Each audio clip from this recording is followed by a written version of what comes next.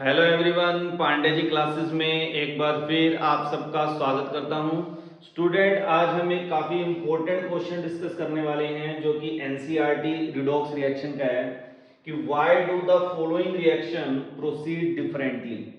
कि अगर आप यहाँ पे ध्यान से देखें तो यहाँ पे लेड का ऑक्साइड है आपका Pb3O4, जब वो HCl के साथ रिएक्शन करता है तो लेड क्लोराइड, क्लोरीन और वाटर लिबरेट करता है। मगर जब HNO3 के साथ रिएक्शन कर रहा है तो लेड नाइट्रेट, PbO2 और वाटर लिबरेट कर रहा है। बड़ा इंपॉर्टेंट पॉइंट है कि HCl के केस में क्लोरीन गैस लिबरेट हो रही है, मगर HNO3 में ऐसा कुछ भी नहीं हो रहा है, जबकि लेड ऑक्साइड बाहर निकल रहा है जो कि निकलना नहीं चाहिए। तो ऐसा क्या वजह है कि यहाँ पे लेड ऑक्साइड बाहर निकल रहा है? पहले तो हमें क्वेश्चन को समझना चाहिए कि क्यों ये इंपॉर्टेंट क्वेश्चन है। अब क्वेश्चन को ध्यान से देखिए स्टूडेंट, तो जो हमारे पास यहाँ पे लेड का ऑक्साइड है Pb3O4, ये एक्चुअल में क्या है? मिक्सचर ऑफ टू ऑक्साइड है, two molecules of lead oxide plus PbO2। ये इसका मिक्सचर है। It is not a pure oxide, it is a mixture of oxide, lead oxide and lead dioxide. यहाँ पे लेड क्या है आपका +2 ऑक्सीडेशन स्टेट में, यहाँ लेड जो है वो +4 ऑक्सीडेशन स्टेट में।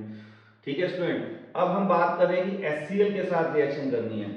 HCl क्या है? हमारा एसिड है, तो एसिड भी है, दूसरा क्या है? रिड्यूसिंग एजेंट की तरह भी काम करेगा।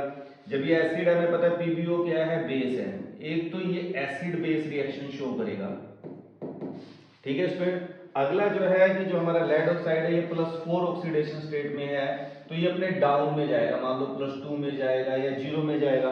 तो जब डाउन में जाएगा तो क्या करेगा? ये रिडक्शन, यानी क्या एक्ट करेगा? Oxidizing agent. और ऑक्सीडाइजिंग एजेंट होने की वजह से ये HCl के साथ रिएक्शन करके रिडॉक्स रिएक्शन शो करेगा। तो एक तो ये शो करेगा रिडॉक्स रिएक्शन, और दूसरा जो इसका PbO है वो इसके साथ एसिड बेस रिएक्शन करेगा। तो कहने का मतलब है Pb3O4 जब HCl के साथ रिएक्शन करता है, दो डिफरेंट टाइप से रिएक्शन करता है, उन दोनों को ऐड करके फिर ये रिएक्शन बनती है। कैसे बनती है वो हम देख लेते हैं। अब क्या होगा स्टूडेंट, आपको समझने वाली बात है कि जो दो मॉलिक्यूल हैं लेड ऑक्साइड के, वो एक्चुअल में HCl के साथ रिएक्शन करके क्या करते हैं? लेड क्लोराइड बनाएंगे। एक तो क्या बनाएंगे? साल्ट, क्योंकि एसिड बेस रिएक्शन हो रही है, और आपको पता है वाटर का क्या होगा? इवोल्व हो जाएगा। तो दो मॉलिक्यूल है, तो हम यहाँ पे 4 मॉलिक्यूल HCl के ले लेते हैं, दो मॉलिक्यूल लेड डाइऑक्साइड के बनते हैं, और हमारे पास क्या बन जाता है? 2 मॉलिक्यूल वाटर की। ये आपकी कंप्लीट बैलेंस्ड क्या होगी? रिएक्शन होगी। This is acid base reaction. अब जो स्टूडेंट हमारे पास PbO2 है वो क्या करेगा? HCl के साथ रिएक्शन करेगा। पहली रिएक्शन जो थी हमारी एसिड बेस रिएक्शन थी, अब ये रिडॉक्स रिएक्शन है, ये ऑक्सीडाइजिंग एजेंट है, तो ये रिड्यूसिंग एजेंट की तरह काम करेगा। तो क्या बना देगा? एक तो बना देगा लेड क्लोराइड PbCl2, और प्लस क्या बन जाएगा स्टूडेंट? आपको पता है तो क्लोरीन गैस लिबरेट होगी, क्योंकि HCl यहाँ पे Cl -1 है, ये 0, तो ये किस में कन्वर्ट हो रहा है? -1 से 0, यानी कि इस पे क्या हो रहा है? ऑक्सीडेशन। ये रिड्यूसिंग एजेंट की तरह काम कर रहा है। और Pb यहाँ पे +4 है, और ये किस में कन्वर्ट हो गया? +2 में। इस पे क्या हो रहा है? रिडक्शन। ये ऑक्सीडाइजिंग एजेंट का काम कर गया। और प्लस क्या बन जाएगा स्टूडेंट? वाटर। रिएक्शन को हम बैलेंस करें तो दो मॉलिक्यूल क्या बन गए हमारे? वाटर के। क्लोरीन बन गया, PbCl2 बन गया।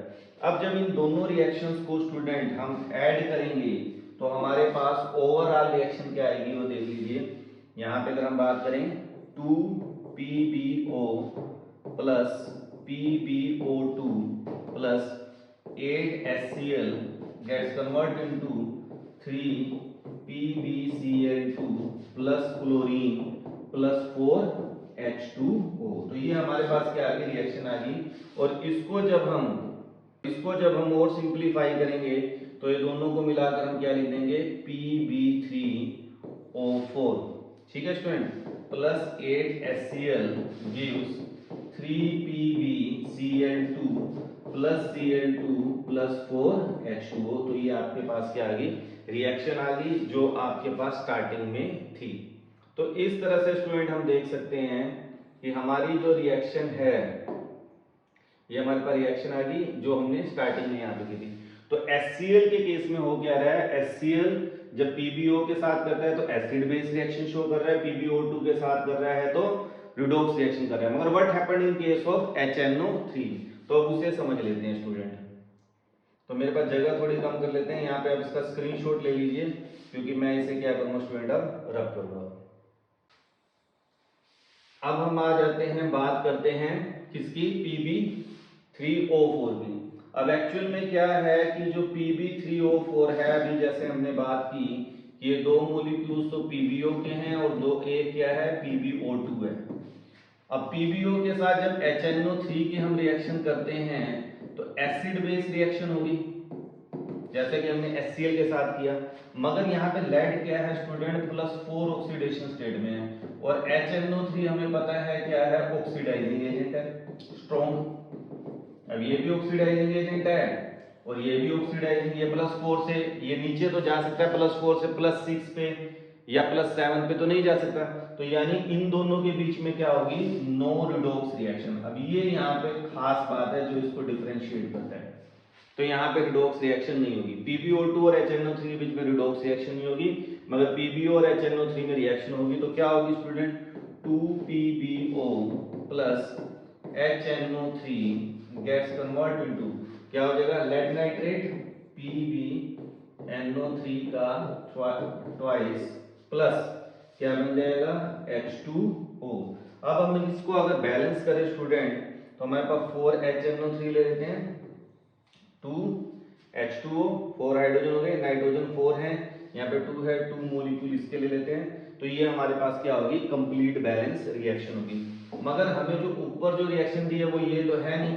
अब हमने क्या करना है स्टूडेंट, अब हमें पता है PbO2 रिएक्शन में पार्टिसिपेट तो नहीं करेगा, तो हम इसको क्या करेंगे, दोनों तरफ ऐड कर देंगे, क्या कर देंगे, ऐड कर देंगे, मगर ये रिएक्शन में HNO3 के साथ नहीं करा, तो जो ओवरऑल रिएक्शन बनेगी वो क्या बनेगी, 2PbO plus PbO2 plus 4HNO3 gets converted into 2PbNO3 का twice plus PbO2 plus 2H2O। और इसको जब हम सिंप्लीफाई करके लिखेंगे, क्योंकि हमें ये दो मोलिक्यूल जो है हमारे पास यहाँ पे ये, इसको हम सिंपली क्या लिखेंगे, PB3O4 plus 4HNO3 gets converted into 2PbNO3 का twice plus PbO2 plus 2H2O। तो अब आपको समझ आ गया होगा कि इस रिएक्शन में यहाँ पे PbO2 क्यों आया। तो यही इस क्वेश्चन का इंपॉर्टेंट पॉइंट था स्टूडेंट। एक्चुअल में क्या होता है कि जो PbO2 है यहाँ पे तो काफी छोटा हो चुका है, जैसा कि मैंने आपको क्वेश्चन में पहले बनाया था हमने, अगर हम क्वेश्चन को ध्यान से देखें तो यहाँ PbO2 आता है, ये एक्चुअली PbO2 कैसे आया मेरे ख्याल से, अब आपको नीचे आप ये रिएक्शन को ध्यान से देखेंगे तो आपको समझ आ जाएगा कि ऐसा क्यों हुआ है, ठीक है ना। तो यहाँ PbO2 आया कैसे, आपको समझ आ गया। तो अब हम यहाँ पे क्या कहेंगे, because HNO3 is passive for PbO2, या हम कह रहे PbO2 is passive for HNO3, यानी PbO2 रिएक्शन में पार्टिसिपेट ही नहीं कर रहा, जिसकी वजह से यहाँ पे बन रहा है। तो अपने आप एक इंपॉर्टेंट क्वेश्चन था, मुझे उम्मीद है आपको पसंद आया होगा। स्टूडेंट आपको अगर ये क्वेश्चन समझ आया है और आपको लगा है कि हमने कुछ नया सीखा है, तो अपने फ्रेंड्स के बीच में शेयर करें, और जो न्यू व्यूअर हैं चैनल को सब्सक्राइब करें। बहुत जल्दी नेक्स्ट वीडियो मिलते हैं। Thank you, have a nice day.